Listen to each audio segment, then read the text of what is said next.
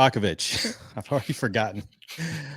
Professor Matthew Bakowicz. He is the program director of sports business management at American University's Kogod School of Business as a guest prior to academia.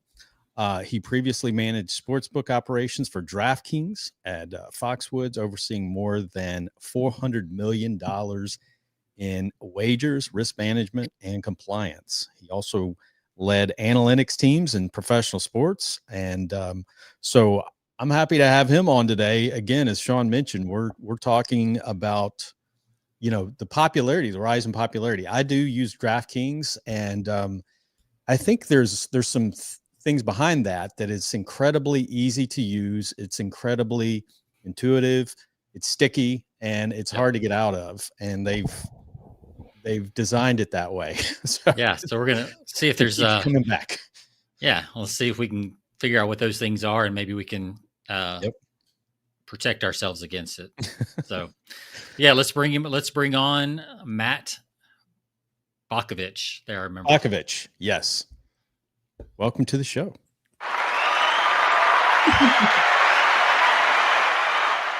Professor Bakowicz. Well, first and foremost, I'll thank you guys. It's Bakowicz. It's not Bakowicz.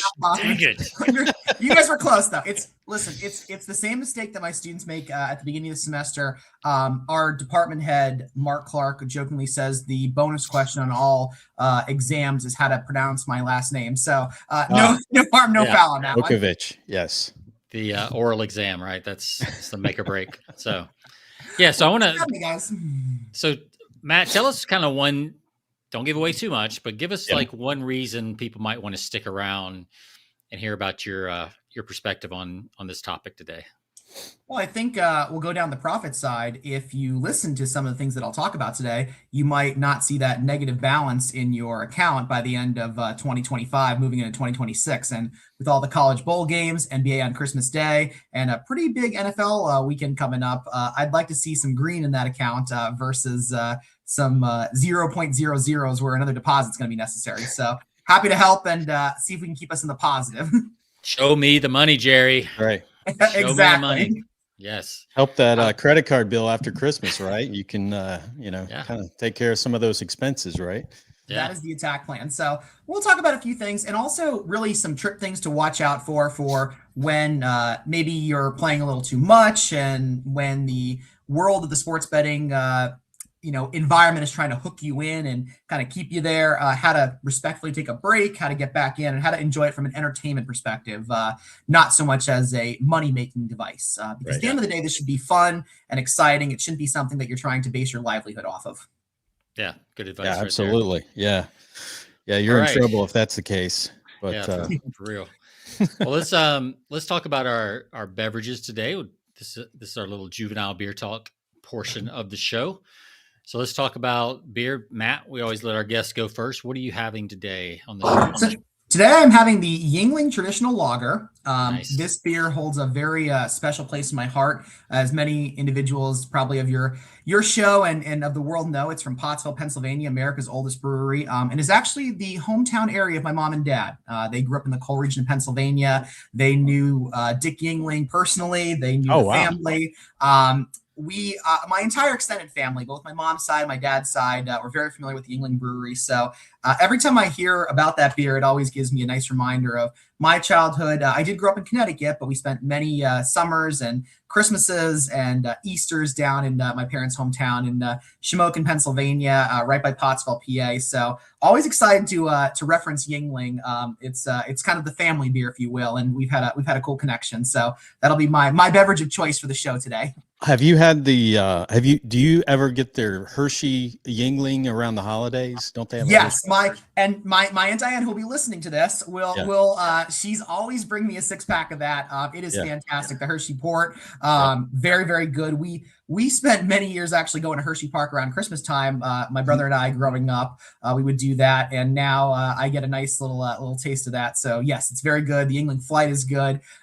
There's a fun fact about their limestone water that comes out of Pottsville that goes through the limestone mountains, and of course, water, key ingredient in beer. It's what gives it that signature taste. So So I got to tour the coal mines up there with my pap, and it's been pretty cool to reference that. So that beer holds a special place in my heart, and reminds me of home.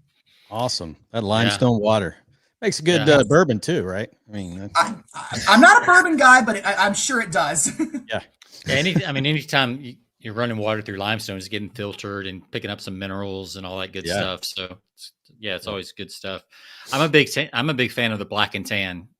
From Yuengling. That's my. Like that if I had to pick a Yuengling, that's the one I would go with.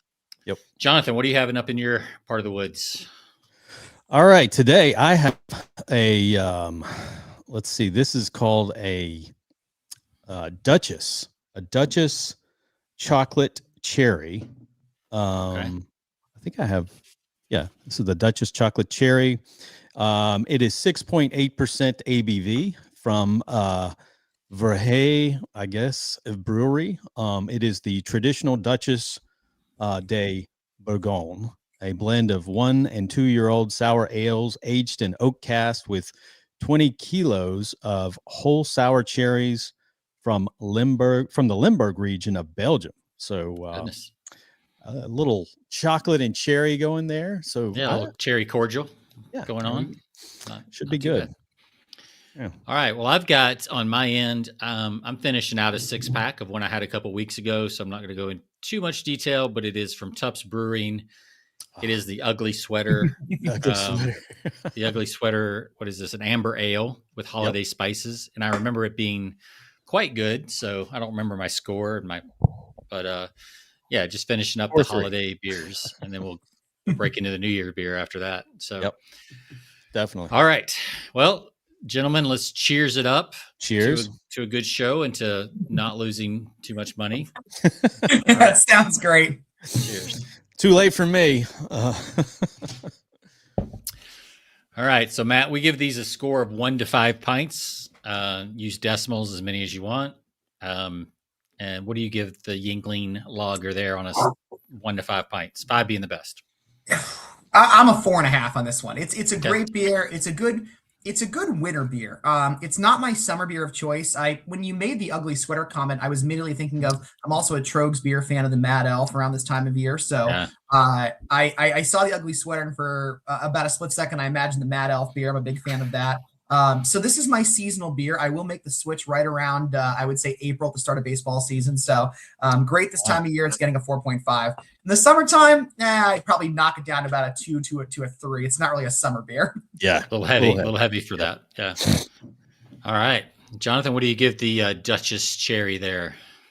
A little tart for my liking. So it is I'm a sour ale, right? Yeah, it is. I didn't read the fine print very well when I picked it up. So I'm going to give this one, just because it's not my fault. It's I'm going to give it a 2.8. 2.8. Okay. Yeah, those sour ales, man, you got to either love them or not drink them, because they got their own taste going on. There would be the chocolate would kind of balance that out a little. The bitterness. Balance out the sour. Nope. Yep. No. I mean, with 20 kilograms of cherries, it's a lot to overcome, I guess. Yeah. All right. I don't remember what I gave mine, but I'm going to give it a 4.3. Okay. Kind of the same thing. It's a very wintry beer, a lot of winter spice, which I actually used this when we did the turkey. I poured a can in the bottom of the turkey, and that was perfect. I remember that. So it's good stuff. All right. Sounds like we got a pretty good flight, except Jonathan. He'll have to suffer through his 2 or 3 bottles over there. I'll be giving the rest of this away. When you mentioned cherry, I'm a Sam Adams cherry wheat beer fan. So I've always I had a bit of a reference to that. So when you mentioned the cherry thing, that's been the best cherry beer I think that I've seen produced in the last 2 or 3 years. And their new winter ale is outstanding. Yes, without a doubt. It's a new blend this year, but I mean, it's always a new one around the winter time, but it's really good. So, cherry sour ale, not so good. Fair enough. A little too much on the sour there. So, all right. Well, Matt, I'm excited. I want to go over, and maybe you know some of these off the top of your head, but maybe I'll just ask you. I've got some numbers pulled up here, but I'm curious if tell us about the growth in general of sports betting, now that it's legal in so many places, and kind of how fast this is growing, because it's pretty amazing. So let's look at it from a state perspective. 2018, Supreme Court makes this legislative rule to allow, in short, states to regulate sports betting. Let's fast forward to December 23rd, 2025. 39 states now have a legal form of sports betting. So if you really think about that from a state by state, basically litigation and law structure, that's very quick. That's a very rapid pace. We now have 39 out of the 50 states in the union that have a sports betting perspective. Almost every state that has physical casinos are being outpaced by online casinos and online sports betting. I lump them together because most applications are both the online casino and the sports betting application. FanDuel is a good example of this. DraftKings is a good example of this. MGM, Caesars, you guys get the idea. So we're now seeing most of the revenue from every state that has a legal sports betting platform coming from an online structure. And we're seeing 39 out of 50 states now have some form of legalized sports betting. If I were to put a time frame on this, I would say by 2028, it would be very surprising if all 50 states are not having some form of sports betting available here in the country. So very fast growth. Fast, rapid expansion for one very key factor, marketing. It has nothing to do with the software. It has nothing to do with gambling. Gambling's been around since the Wild West of years, the 1800s. It's the marketing platform. DraftKings, FanDuel, Caesars, BetMGM, Hard Rock spend the majority of their money, of their capital, if you will, on marketing. And that is what's driven this whole entire, we'll call it the sports betting wave throughout the country. It's marketing, it's getting the word out there, and it's doing it in a sense of talking about, look, at the end of the day, their number one selling pitch is, if you don't legalize this in your state, people from your state are going to leave and spend their money elsewhere, and that's lost revenue. Yeah, so it's been fast.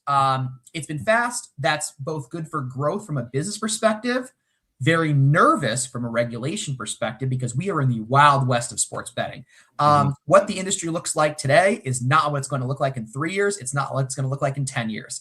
We are in a very fast and evolving type structure. I compare it to AI a lot. Kogod, we lead the nation in AI at AU, and what we see with AI now is not what we're going to see in 5 years, not what we're going to see in 10 years. Sports betting is no different. Yeah. Wow. So is there sales tax on betting? Like, where's the money go into the state? Where does it come from? What portion of the bet? So the answer, it depends. It depends. Now, I'll fast forward to one of the models that people are looking at right now is we should tax a bet immediately when it's wagered. And what I mean by this is, let's say you bet, we'll just use very simple terms. You bet $100 to win $100. If you win $198. We take 1%, $2 go immediately to taxes. We pay you back $198. That's a model that Illinois is using currently at this time, and most of the Midwest states. Others are still operating on the same structure that the United States government has used for gambling winnings. And what that comes down to is it's a mathematical equation for a bet that's 300 to 1 based off of odds regulation. Mumbo jumbo, here's what it comes down to.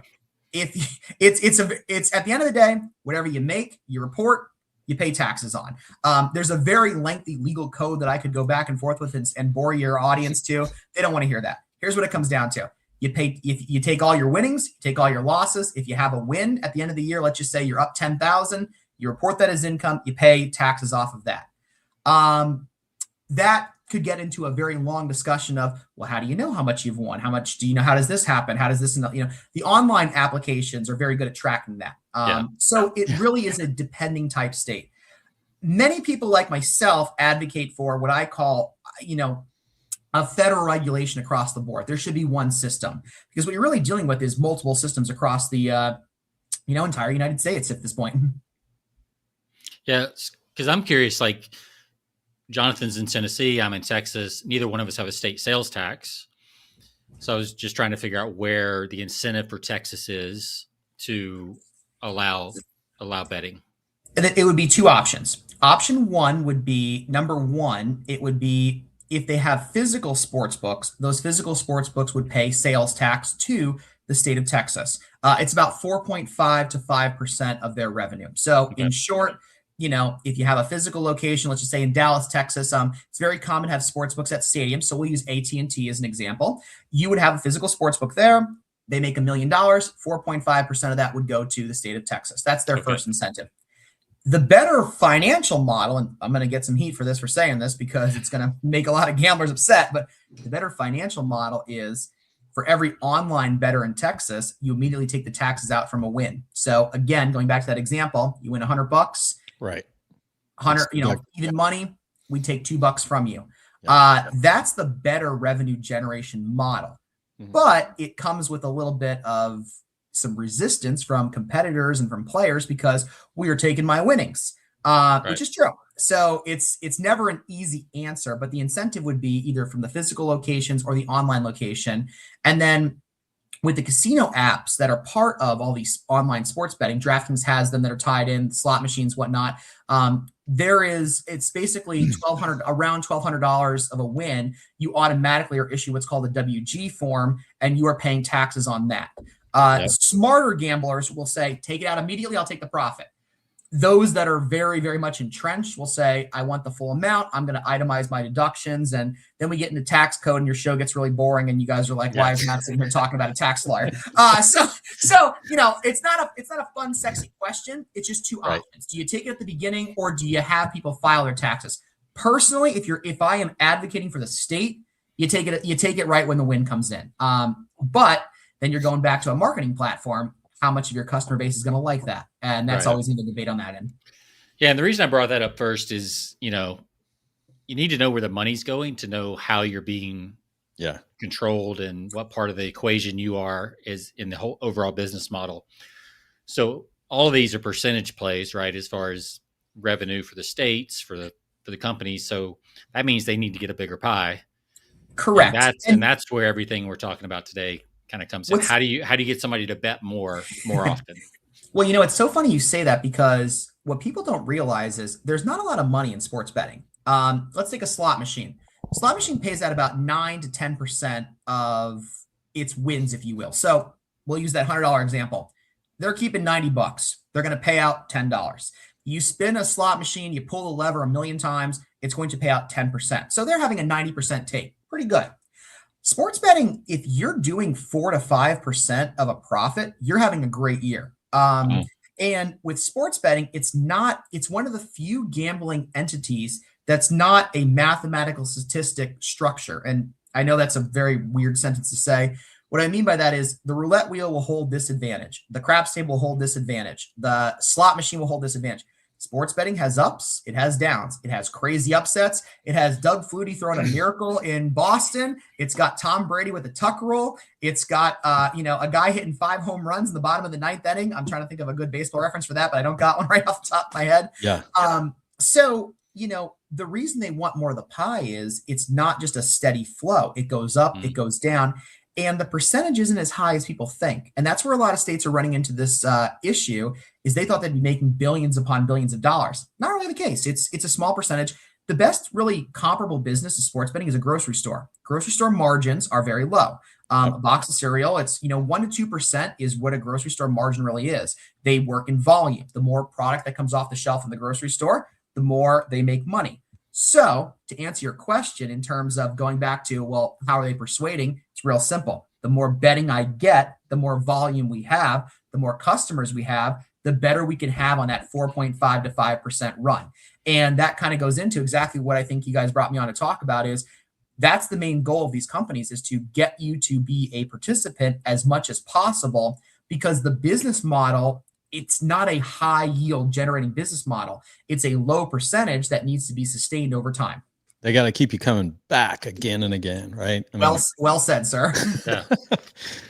It's really like playing golf. I use the golf analogy as like it doesn't matter if you win or you lose or have a horrible day. You always want to come back, and there's a reason for wanting to come back, and it's different from both scenarios, whether you're winning or losing. You want to come back again if you're on top, if you're feeling that high, if you have a great round. And then if you do lousy, you're like, that's got to be a fluke. and Jonathan, as I'm still a current PGA professional, I did my undergrad at Penn State University, got my PGA membership, still do that. So I love the golf reference because I know exactly what you're talking about on that. Yeah. Yep. A lot of analogies there. There's some chasing that goes into that as well. Exactly. So I guess the moral of like what I'm trying to say is that the persuasion portion is there because it's necessary for the business to succeed. You need customers constantly coming back. You can't really rely off of large sales or large amounts of money. You need that steady pool. Otherwise, because of the expenses, because of the high level of marketing, because of the litigation, because of the fact that, look, it's one of the few businesses where you give away half your money after every bet. Like every bet comes in, you lose half your profit immediately. I don't know another business that does that. So, there's challenges and there's a need to keep clients, and you do everything you can to keep those clients. Yeah, and I think it's important for the user to know that that's the model, because they're spreading their risk across however many members they have, or subscribers, or whatever you call it in that world, bettors, whatever you call them. But then you've only got your pile of money, and you can't spread your own risk out, right? So correct. Yes. So you got to be careful with all that kind of stuff. So what are some of the top ways that we see that gets people to come back and first of all, how do they hook you in the first place? Let's say, somebody like me, I've never bet. I see the ads all the time. I'm curious. What kind of stuff are they doing to make me come and be a customer the first time? And then we'll get into repeats. We'll do a little experiment here. Sean, I'm sure you're a sports fan. Let's go with the NFL. What is your favorite team in the NFL, or your team that you root for? Well, let's do college, because I don't have a favorite NFL team. Sure. Okay. Let's go college football then. Yeah. So Georgia Bulldogs. Perfect. How do you think Georgia Bulldogs are going to do this year in the playoffs and next year? Next year, I have no idea. This year, I feel pretty good. I feel like they're peaking at the right time. So the Sugar Bowl. So I'll say the Sugar Bowl, the line 6.5 for Georgia. So I'm pretty confident they're going to cover that next week in the Sugar Bowl. Now let me ask you both this question. Sean, you said that you're pretty confident they're peaking right now. Jonathan, you said they're going to cover. Why do you say that?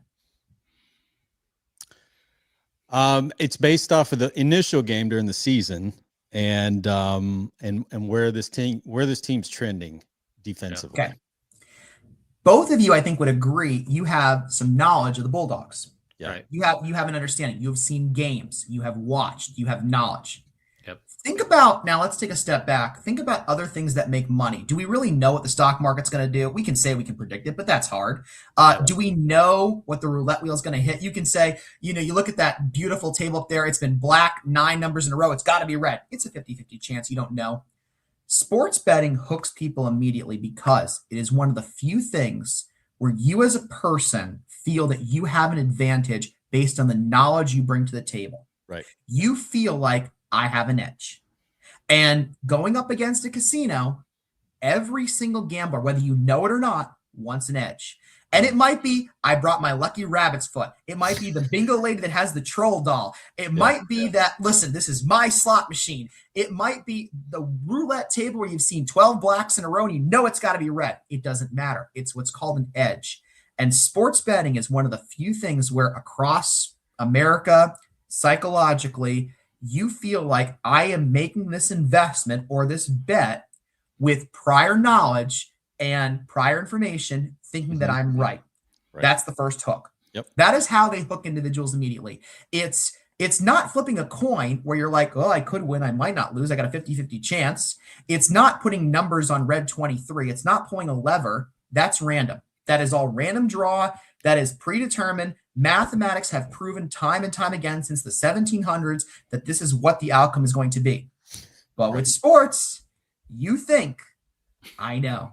Yeah. I know Georgia's going to win this game. I know that this is going to happen. I know that I'm a graduate of Penn State. I know that we're going to beat Ohio State this time, even though we've lost the last 18 times against them. That's right.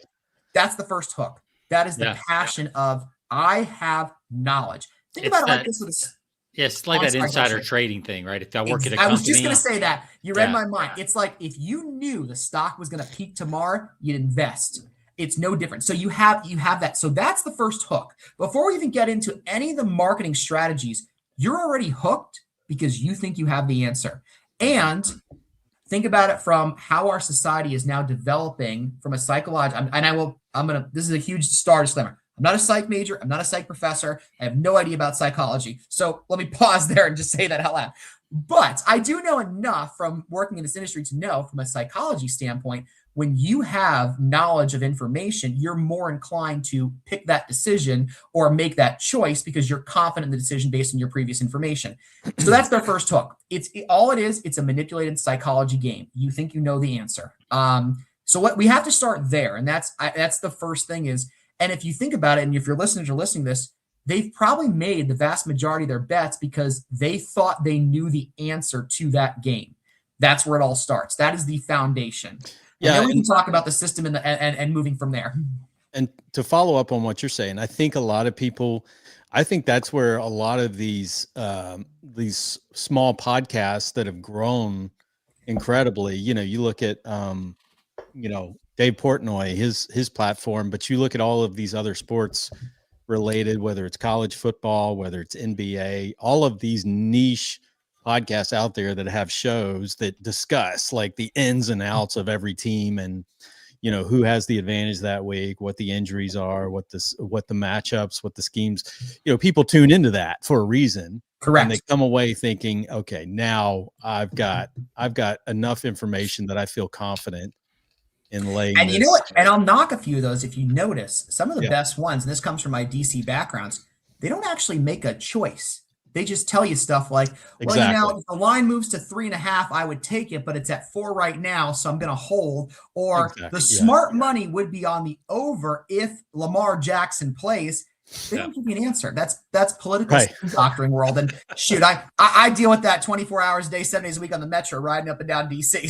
So I know where they're coming from, but it does persuade the psychological boundary. So absolutely, we got to start with that. And not to get too technical in theory on me, because I'm not a theory professor. I'm a doer professor, and I like practicality. But you got to lay that foundation. We think we know the answer, and when we think we know the answer, we're more confident in our wagering. Yeah, the good old cognitive bias comes in. Mm-hmm. So so let's say we think we have this edge, but it seems like a good bit of the time, it seems like these betting apps with their spread, their points, their over and unders, and all the different things seem to also have some insider knowledge. They seem to be right more often than not. Without a doubt. So where does that come from? And like, how are they staying in touch with so many different, all the different games that are going on? Let's talk about how they form their lines. So when it comes to a game, they have technology, and I have been part of this technology. I run this technology. They simulate the matchup over 10 million times. We can simulate 1 million games. Let's just use, I know the Patriots play, I want to say the Jets. I want to say the Jets, but I think that's wrong. I know they have one more game against the Dolphins. It might be Jets Dolphins. We'll go with my Eagles because I know who they're playing this week. My Eagles are playing the Bills, so we'll go with my Eagles. They will simulate that Eagles-Bills game with all the data, with all the current stats, all the information, 1 million times. They can do that every 7 minutes. That's where our current AI technology is at right now. So you've simulated that game. Then they'll do that, I don't know, about 10 times in a row. So they've simulated it, let's say 10 million times. They will come up with what the average score is going to be. They will put that out there. They'll put that out there, but they'll put that out there on Sunday. What I tell everybody is, everybody asks me, what's the best time to bet, Matt? It is Sunday night after the Sunday football game. Everybody goes, but what does America do? Everybody in America puts their bets in 12 p.m. Sunday of game day. Got to put on. That's the worst time to bet. So the comment I came back with of, if you want to keep the green, do not put your bets in on Sunday at 12 o'clock before the 1 o'clock kickoffs. Put them in Sunday night the week before and do some research, because you'll have a much better chance at being successful with those lines. It's my first tip out of the gate. So what they do is they simulate the game. They put it out there, but I've always heard the sharps move the line at the last minute. Like the professionals really start getting in at the last minute. Most professionals actually bet at that original line. Most professionals don't wait to the end, because the professionals, and here's how the process works. So the line will come out Sunday evening for next Sunday's game. Mm-hmm. They will limit the amount of money that can be wagered on there. So you can't bet $1 million on a line. You can bet $50, $60. Right. Every player has a profile. They have charts. They have stats. They have win percentages. sports betting companies know every single thing about the person that is making that bet. How successful are they? How much do they win? What is their percentage? They will look at those that win, let's just say 80, 90% of the time, and say, oh man, they're all betting that the Eagles are going to dominate Buffalo and win at 3.5. We better raise this to 4.5 because the sharp actions. How do they stay profitable? They don't let the sharps bet $10,000. They let them bet $50. They gather all that information. They adjust the line to 4.5. They take more action. They take more bets. The example I always use is, okay, let's say the University of Alabama is playing South Alabama. All right. Now, the line is 0. Sean, who are you going to bet on? It's South Alabama versus Alabama. First game of the season. The line is 0. What are you taking? Taking Alabama for sure. You take Alabama. Now, we could play this game all the way up to, now let's go to 54.5. Alabama at 54.5. I might ask Sean the same question. He'll say, Matt, I might want to take South Alabama because Alabama's going to put their backups in the third and fourth quarter, and they may not be as successful. Yeah. So they get all that pre-data, set that 54.5. They take the sharp data on Sunday and Monday, those they already have the profile from, massage that line. They get to Sunday, they're at about a 50% predictability of how that game's going to happen. Multiply that by 300-plus games with the NBA, NHL, et cetera, all across the board. Now we've got a profitable business with supported data that has mathematical statistics. Over time, yeah, you're going to make a mistake. A team's going to blow somebody out 31-0. You're going to have an upset. But those are what we call outliers. You're trying to keep the consistent structure forward. And if you follow this pattern, that's exactly what's going to happen. And also, if you win on a crazy upset, more than likely, you're going to bet it again going, I hit this one for $500. Let's do it again. Yeah. All of a sudden, the money. So take the money and run. Second tip of the day, take the money and run. You hit a big win, take the money, run, revisit back to your original betting. Don't up if you've won at $100, do not up your betting to $200, $300, or $400. Take it and run because mathematically you're not going to win again and again and again. Yeah. No. That makes sense. So does each company have its own analyst or systems and all that kind of stuff, or is there? Yes. Okay. Every company has their own team. They have their own. It's actually quite funny. Every company has their own team that also spies on every other team. Yeah, so all of them look at what's this other company's line, what's their line, what's that. They have their own trading team. They also have their own marketing team. So let's talk about the trading team. I think we can put to bed the trading team does this. They simulate the game a million times. They put a line out. They get data from players that tend to win more. They limit them so they can't take huge losses, and they adjust the line accordingly. Okay, we're good. Like there's the model. That's the blueprint. It's pretty basic and simple. The second part of it is the marketing team. That's where the bulk of the money is in these sports betting companies. Because honestly, between AI, a good IT person, and somebody that can do basic math, that's all you need for the line. It's pretty basic. Yeah. Most sports betting companies, their trading team is the smallest team of the division. It's really the small. And you think like, Matt, wouldn't that be the most? I'm like, not really. It's a pretty basic process. Now we get into the second half. That's the marketing team. Every single major metropolitan area has hosts that contact the top players, that give them incentives to play, that will put bonuses in their account, that watch their gaming, that watch that. So now you have a second layer, and this is where the profit comes in, or in case of your show, the persuasion comes in. Now I've got a dedicated person that is giving me a bonus this week, that is adding money into my account, that can get me free concert tickets, that's incentivizing me into playing this week and keeping the machine going. And as we talked about at the beginning, that's the goal. Keep the machine flowing, keep the process going. So really where the success is for these betting companies has absolutely nothing to do with their lines. They're always going to be mathematically correct. They're always going to win. The house always wins. George Clooney said it in Ocean's 11, the house always wins. The joke that I always say when I go to Vegas, they didn't build those hotels with their money. That's right. But really what keeps people coming back is their marketing team. That's the success behind it. And if you guys can feel free to fire questions at me, and I can tell you how the marketing structure works, but that's the meat and potatoes of every one of these companies. Well, I've noticed on the marketing side, obviously you've got commercials and things like that, but you just mentioned some other forms of marketing, which I think are really interesting. But I've noticed it's now embedded into the sportscaster commentary. Oh, yeah. And, it's like, they're the sports personalities are actually talking about the line, or they're building their own parlays right before the game, just weird little stuff like that. not weird, but just Yep. That makes it feel like part of the show and like they're actually giving you information. But I know that's got to be paid for, right? Correct. Yep. Very simple. As I mentioned at the beginning, the biggest expense these companies spend are marketing. I for many years produced high school football with some good friends down at Penn State, with Joe Putnam, with Brian Tripp, and we would have a book, and Brian and Joe would have to read these advertisements. Why? The company would pay to have those advertisements read. DraftKings, FanDuel, they're the two big ones. Caesars, MGM, we use those as the big four. They pay Fox, CBS to read that information. They give them money and say, hey, you guys want to run NFL Sunday? Great. Here's X amount of dollars. I want you to talk about the line. So you're exactly right. It's all paid advertisements, all paid sponsorship. It's not really a secret to it.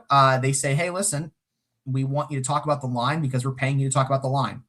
It's not a mystery. But I think for the average consumer, if they're not aware of that, it feels like reporting. Yeah. If you're not aware that's going on, then you could lean one way or the other based on, whatever the commentator says. Take Troy Aikman, for example. Cowboys fans might say, listen, Troy's a great guy. I remember from the mid 90s. Troy says, I don't think that the Cowboys are going to cover. You might be more inclined to listen to that. And that's where we get kind of in the trap of, and I guess, I don't know. I think I'm inadvertently making a list here of tips, but my third tip is just be very cautious of the recommendations from those that are on TV, because they're being paid to make recommendations. Right. And what I mean by that is they might be right. But what I say in that sense is they're being asked to make a choice versus more. So they are being asked to say over or under or who they. Wow. Yeah. Okay. Correct. Versus that's really valuable information to know. Yes. Versus other bettors who, what, I might pick a game because statistically this is in my favor. There's a 68% chance of this winning. I'm making that choice. Versus Matt, you got to pick all 17 games this week. I want a decision.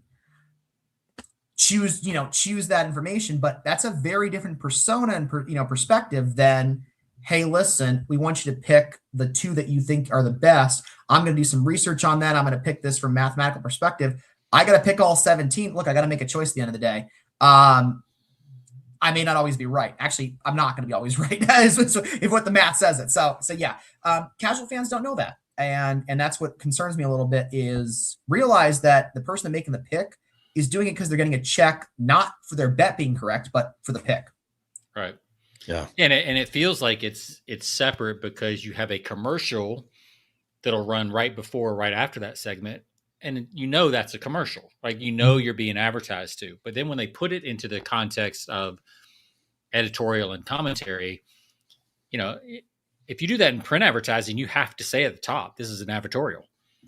And you don't have to do that right now. Maybe that's one of the things that, like you alluded to, in 3 years. Exactly. Look and that's one of the things where I say it's a Wild West. There needs to be a bit more regulation. There needs to be some rules attached to it. For example, I'm really not a fan of prop bets for college basketball players. It's too much of an incentive. Not every school has the ability to pay huge NIL contracts. Okay. There's a very big difference between playing basketball at Duke and playing basketball at Mississippi Valley State Technical Institute. You guys get the idea. Oh, froze. Oh, wait for him to come back. It's fascinating. Out of this as you can. There we go.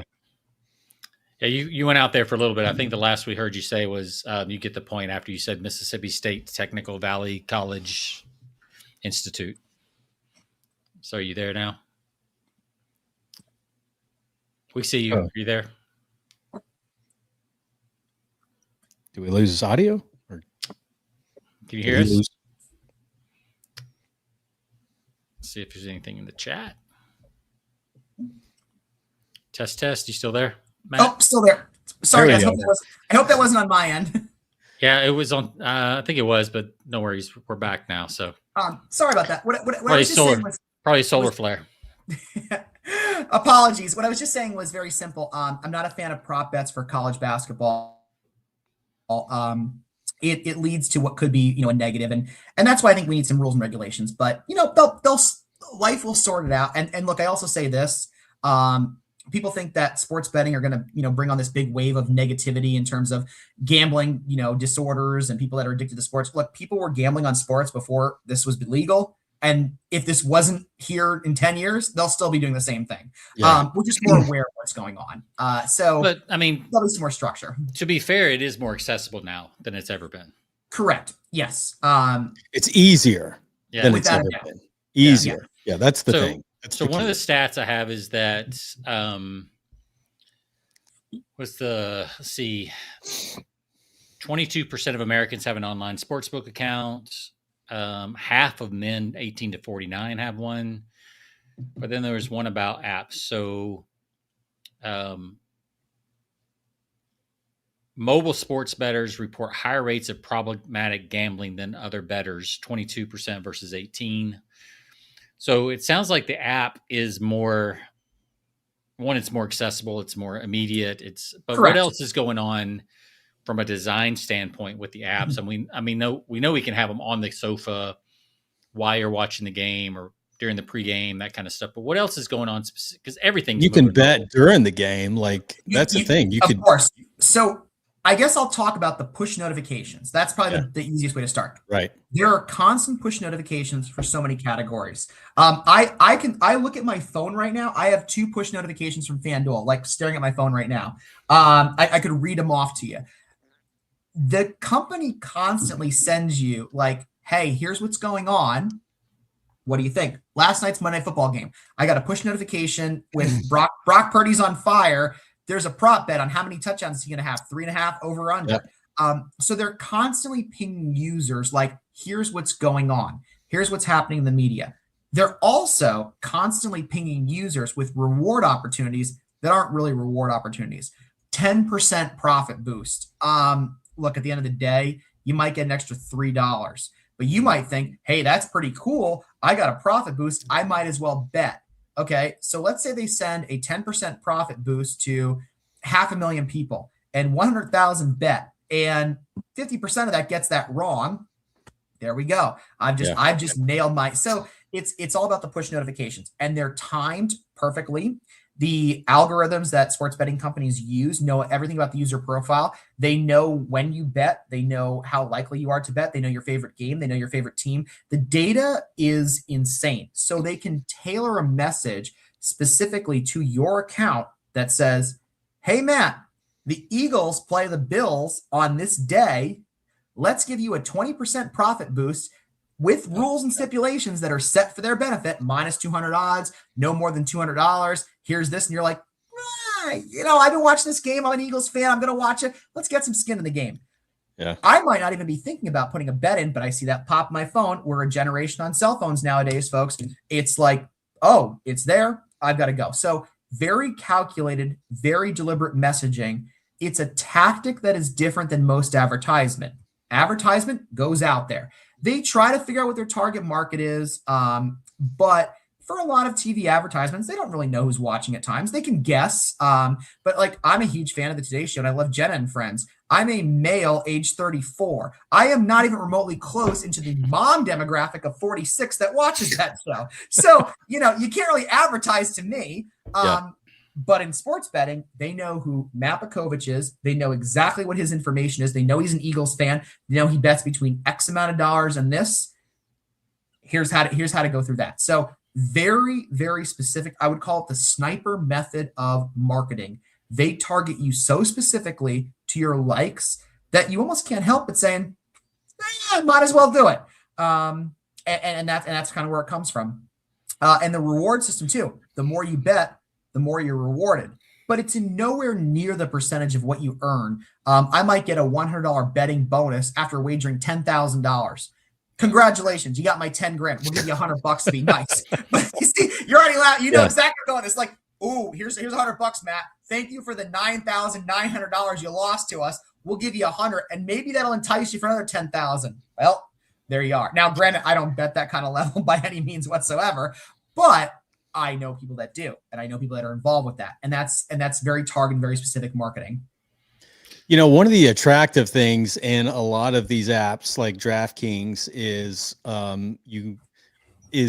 betting a little bit like on these parlays, because you'll have these parlays that are put together, and it's a little bit of money for a lot. If you land, it's like the lottery. If you happen to land all of these legs, whether it's 5 leg, 3 leg, 8 leg, 12 leg. Who puts? I mean, how do these things get assembled? Because I notice sometimes it's such and such recommends, or this is Dave Portnoy's rock solid parlay for this week or whatever. How I'm curious how those are assembled, these parlays. Okay, they put tip together. number 4 that we're on right now: do not bet the parlays that the sports betting companies have advertised. Right. They slip because you can make your own. You can put your own together. Correct. They slip something in there that's almost never going to happen. I'll give you two great examples. Yep.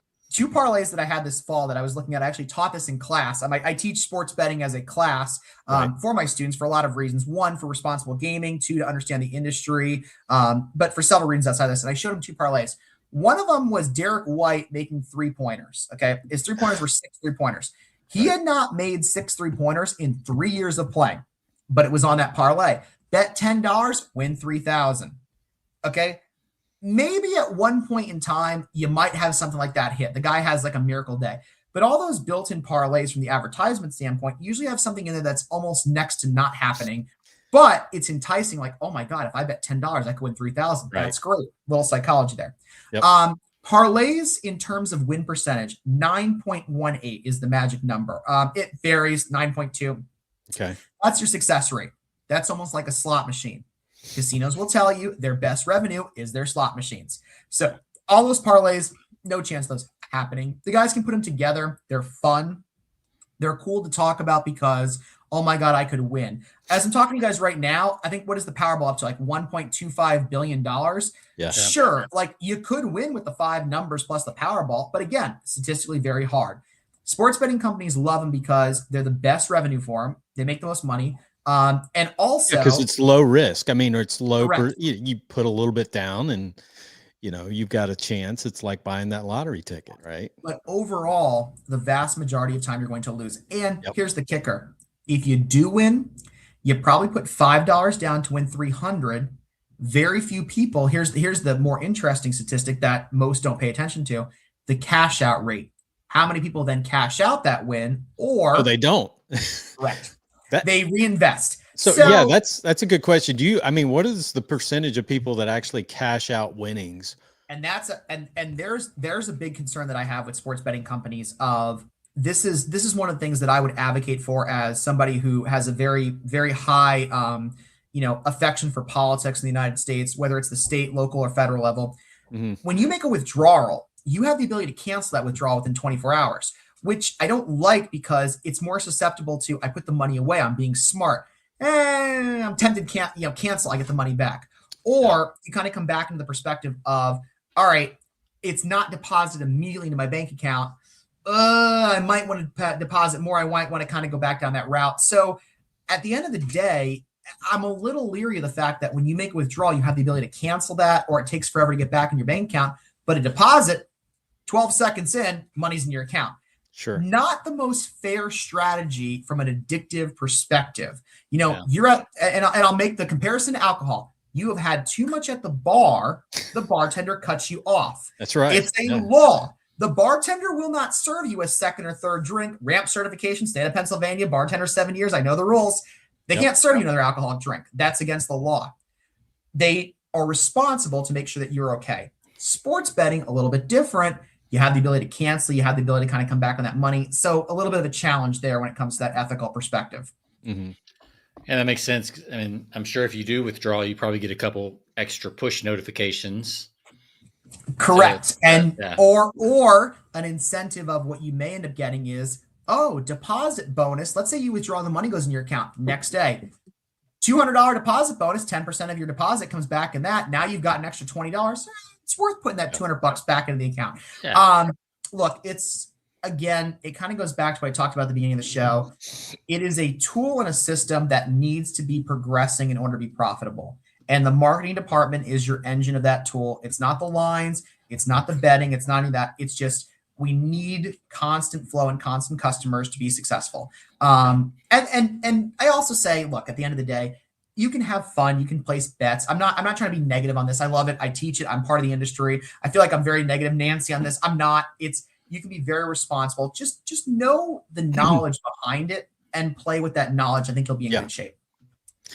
Yeah, that's typically what I do. I don't bet on anything but college football because I just don't like to mess around with anything else that I don't understand or I'm not familiar with. But I'll put $100 in an account, and then if I lose that through the season, then I'm done, right? But if it builds, if it makes a little, I'll keep it in there, and it's just fun to see if you can grow that.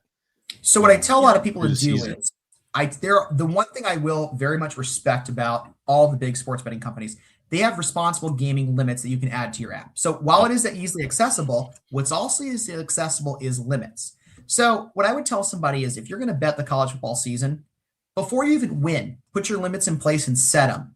Yep. So put I can't deposit more than $300 a month. I can't wager more than $50. Put all those in at the beginning. Oh, you can do that? You can put yes, and most people don't know this. Wow. You can actually put a deposit limit for a month, a year, 6 months, whatever your time frame is of I can't deposit more than one. And you can't you can call the company and cry. When I used to work at the casino, I'd have people coming up going, I put my limits on. I want to deposit more. It's like, sorry. But at the end of the day, I think to myself, you know what? You probably shouldn't be betting. Yeah. And that cooling off period lets you clear your head and realize that this is a much better route. So I guess we're on tip 5. I didn't think I was doing a tip list, but here we are. I guess we're on tip 5. Is set those limits before you even make your first wager and say to yourself, I'm only going to wager $200 this month. If I lose it, I lose it. Pre-program all that in. You can't make a deposit. And then emotions will take. You might lose and be like, oh, I'm angry. Or, oh my God, Georgia football is playing in the playoffs. They're up by 10. I know they're going to win this game. Yeah. Hang on a second. Let the system protect you. Put those preferences in place and go from there. And that's what, I think is most safe for everybody across the board. Yeah. It's no different than percentage size or position sizing and stop losses in the stock market. Exactly. Which almost nobody does, but.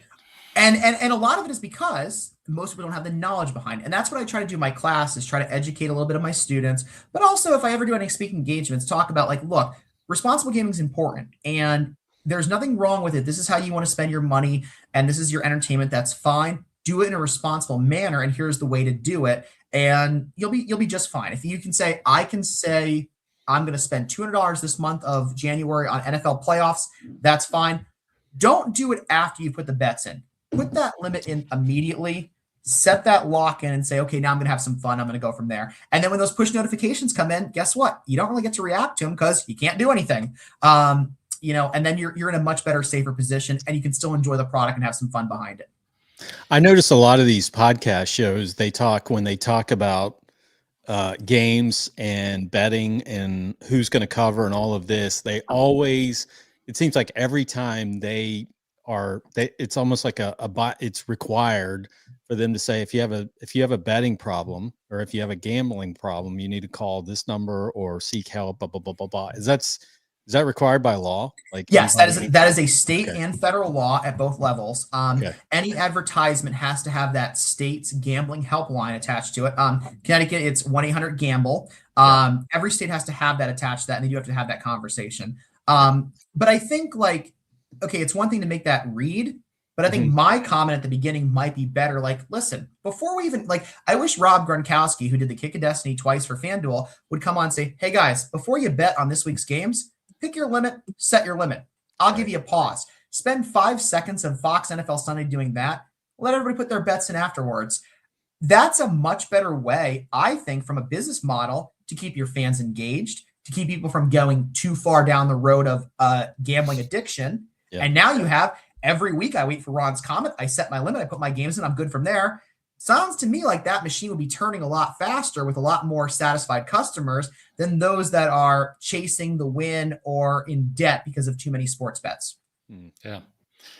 Well, I know you're not a psychologist, but Jonathan and I have talked about this before. The real draw of this is that it makes each game more exciting. It's Correct. Really just about the adrenaline, right? I mean, is that at the end of the day, would you agree with that? Is that what's going on? It's a natural high. You're without a doubt. It is an endorphin, high here in the head. It's an endorphin high for two perspectives. One, the ability to win money without, I wouldn't say actually doing work, but I don't have a better phrase for it. You get money for doing nothing. You click the button. The second part is, look, I will make this comment. I hope I don't get too much heat for it. People love being right. Americans love being right. It's an ego thing.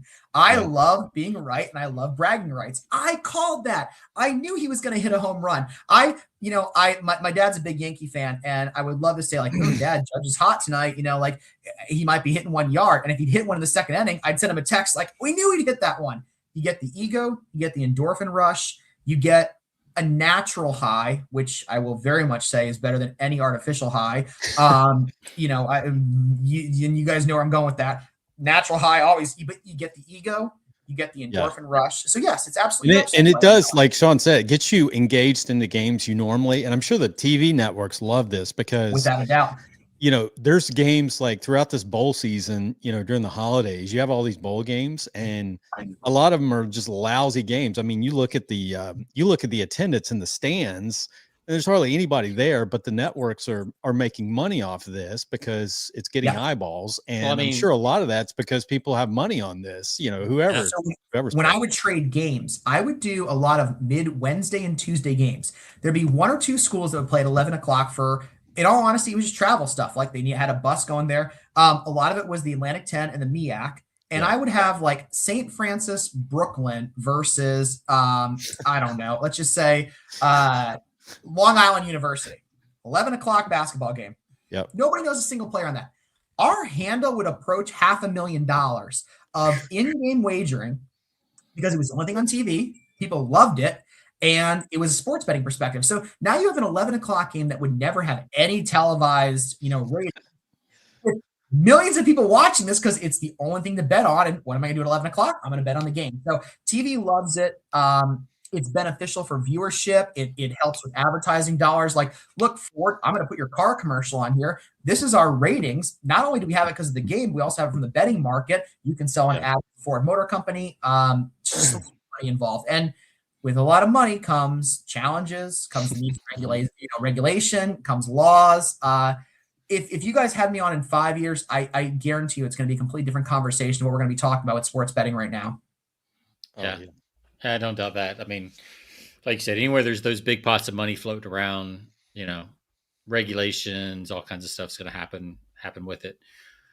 Right now there's only a handful of states that are kind of have held out, which I'm sure those will. This is actually a subject I teach in my class. It's without getting too political, it's a very party line decision. A liberal versus conservative movement. Draw your own conclusions on which states have held out and why. Well, I know Alabama because I drive and I can't use my DraftKings app in the state of Alabama. You can draw. They've got to be one of those. Yes, and you can draw a lot of parallels to medical marijuana and marijuana usage. Yeah. Very similar. It's almost if you look at geographical maps from 1776 all the way up to 2026, which I actually do in my class, I show, my students, I'm like, decisions are made based on political structure and movements. Those are the holdouts. Will that change? Look, at the end of the day, there is a tax revenue to be made. And what most states are looking at, Missouri is the best example of this that just legalized. There was this amazing map that was published about 3 weeks ago that literally tracked the GPS of cell phone users who were leaving the state, betting in states that were legal, and coming back. It's this amazing red grid. And they look at that and go, we need that revenue. Pennsylvania is probably the best example for casinos. Governor Ed Randell at the time, he said, look, if we don't legalize casino gaming, which they now have 17 casinos all throughout the state, they're going to go to Atlantic City. They're going to go elsewhere. We need to keep the revenue in our state. That's going to be your incentive. Yeah, it's just like the lottery, man. If you live on the border, you're probably crossing the state line to go buy some lottery tickets, right? Exactly. So, states will look at that. I just hope they look at it with a lens of, okay, we're bringing this in. It does generate revenue, but let's put safeguards in to protect our citizens and to make sure. And that comes down with education. Education is the most powerful thing. I'm a professor. education is the most powerful tool you can give individuals. The more knowledge you have, the more informed decisions you can make. And look, you can make informed decisions, have a lot of fun. Living proof. I get to teach sports every day at a college. That is the coolest job in the world. That's awesome. That is cool. I don't know if you know, Matt, but Jonathan has a college textbook that he's written in the world of golf. So yeah, very cool. If you ever want to teach a class on golf, Jonathan can hook you up. You got a textbook. I would love to read that. That sounds awesome. Yeah. Well, selling on the green.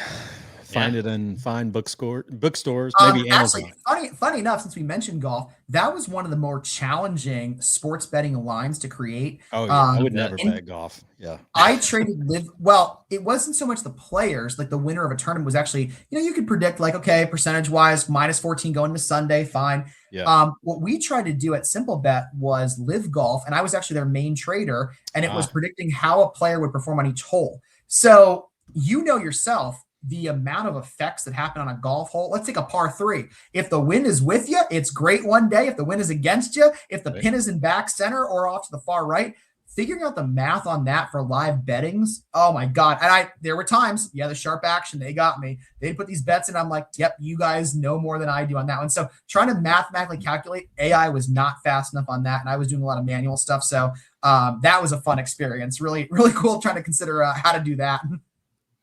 That's awesome. That's wild. And as you think of AI getting faster and smarter, like the limits are there are no limits about, the types of bets that I think will be created in the future and everything else. So you're really gonna have to kind of keep these tips that you've mentioned in mind to keep yourself safe. And I think it all goes back to set your limit before your first bet. That's probably my most informative bet. Keep yourself in the green, set your limit before your first bet.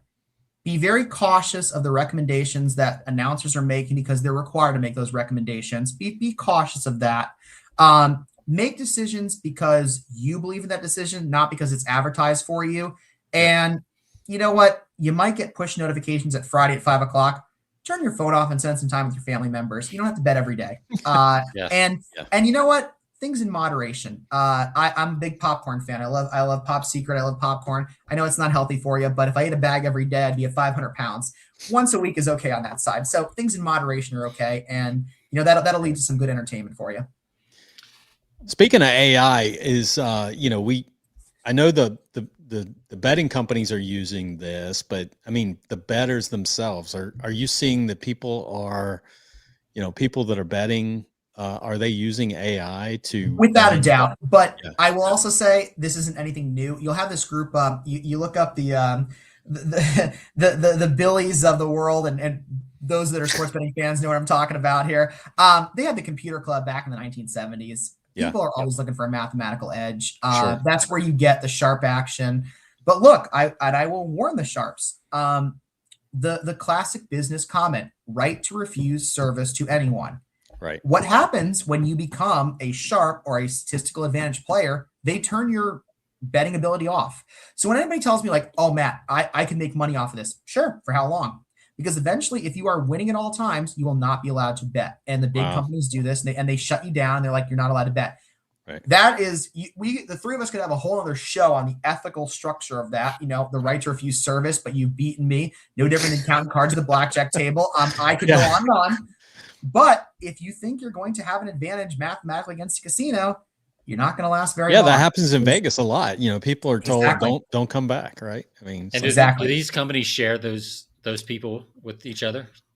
That is a question I am going to pass on. I know you guys ask me a lot of stuff, and I pass. Well, and here's why I will pass on that. I don't, one thing I learned is being a professor. When you don't know the answer, don't try to lie. Oh, okay. I don't know the actual answer of that one. Okay. So I could never comment on that. I don't know the integral workings of communication with companies. Even my time working, I truly don't know. I would think no, because they're like, you go take care of my competitor over there. That's true. Don't come back to our place, right? Exactly. But look, it's if you guys did I know you probably did some research on me. I was on News Nation a couple weeks ago, and they asked me, this is, what's your thought process on all this? I said, look, legalized, regulated sports betting, what we have with DraftKings and FanDuel and all these big companies, is so much better of a system than the illegal market. Right. And all it is it's in infancy. We are nursing a 2-3-year-old child. A 2-3-year-old child has no idea what's going on. By the time they're 18, 19, we'd like to think that we've imparted enough wisdom, knowledge, and good parental structure on that child to be successful in the world. We'll figure it out. You'll have, people will be okay. The system will be there. Look, it's not going anywhere. So it's not like we can say gambling is going to be banned. It's been around since the Wild West. It's going to be around for another 100 years.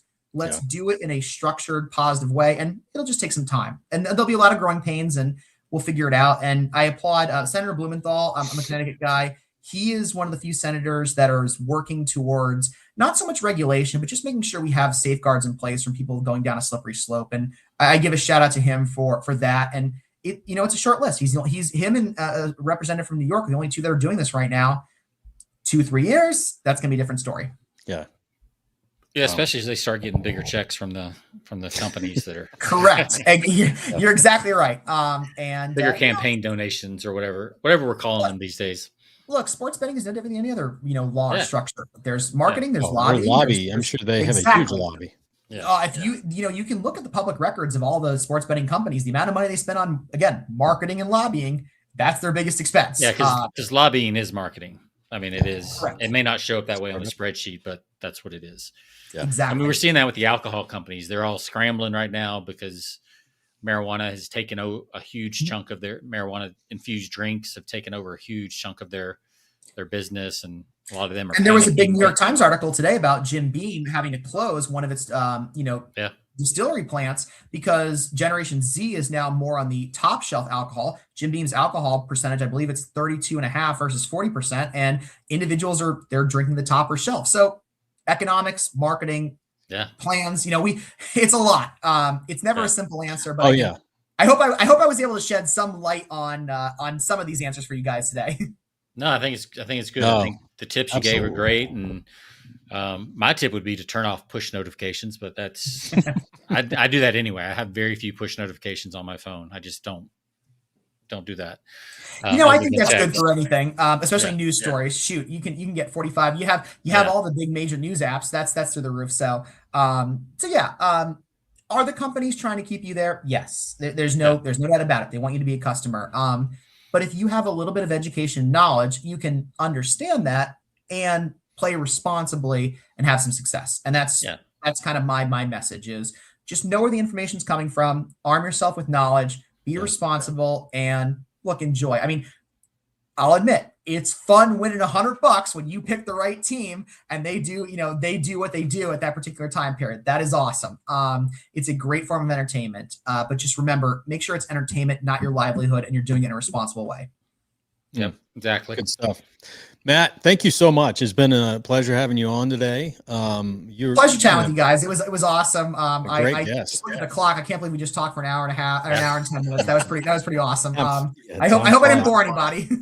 No, it's good. So real quick before we close out, you mentioned before the show you're actually you've got a class going on this coming up. Is it this upcoming in spring of 2026? The spring 2026. We are looking at sports betting as a component. We're actually teaching a sports betting class, but it is the business of sports betting along with the link to entertainment. So we're looking at entertainment, sports betting as a huge business model. Very excited about it. What we're going to do is we're going to look at exactly what I talked about today. How does sponsorship and marketing work from sports betting companies? How do you build an entertainment facility that encompasses everything? Good food, good music, good entertainment, a casino mindset. We're going to go to Live in Maryland, their casino. We're going to go to National Harbor. We're going to look at it from, sports betting is involved, but it's so much bigger. Like if you have an issue, how do you lobby that to Congress? If you are running something that's an entertainment perspective like Coachella, how do you make sure every single component is together? So sports betting is going to be a part of it. It's our second unit. I'm very excited. It's a new program. It's a special topics at American University. I can pride myself in saying I'm the one of the first professors to ever attempt this. And we're standing room only. I have a wait list of students ready to take this class. I'm certain of that. And on the one hand, I look at it from two perspectives. So let's look at it from one, it's fun. This is cool to talk about. It's a fun topic. But I teach in a business school.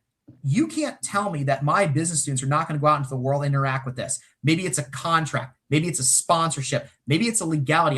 We have about 35% of our students that want to go on to law school. You're going to be dealing with this litigation. So why not go back to what I said in the beginning, teach from an educational standpoint, arm them with that knowledge, and let's have some fun with it. I'm really excited.